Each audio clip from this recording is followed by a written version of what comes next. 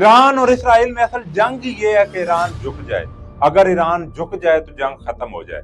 لیکن دوستو کربلا کا درس یہ ہے کہ جہاں حق کی بات ہو وہ گردن کٹا تو دیں لیکن گردن کو جھکائیں نہ.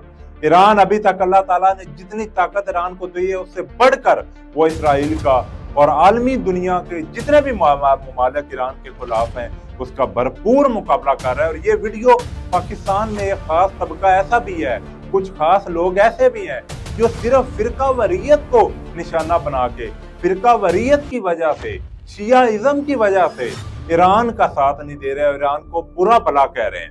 ایسے لوگوں کو میرا صرف یہی پیغام ہے کہ جب مسلمانوں اور کفار کی جنگ ہو تو مسلمان اور مومن وہی ہے جو اپنے مسلمان بھائیوں کا ساتھ دے، اور جو کفار کا ساتھ دے اور اندر ہی اندر دل سے کفار کی طرف ہو اور صرف فرقہ واریت کی وجہ سے یہ سوچے کہ ایران کا نقصان سے جو ہو رہا ہے اسے خوشی محسوس ہو، تو وہ اپنا ایمان چیک کرے. پھر وہ بندہ نہ تو مسلمان ہے اور نہ ہی وہ ایمان پہ ہے. اگر ہمارے اندر ایمان کا جذبہ ہے اور اپنے آپ کو سچا مسلمان کہتے ہیں تو اس وقت ہماری دعا جو سی ہے وہ ایران کے ساتھ ہے. اور میری دعا یہ اللہ تعالیٰ ہمارے ایرانی بھائیوں کا حامی و ناصر ہو، ایران کو ایک عزت والی فتح سے ہمکنار کرے.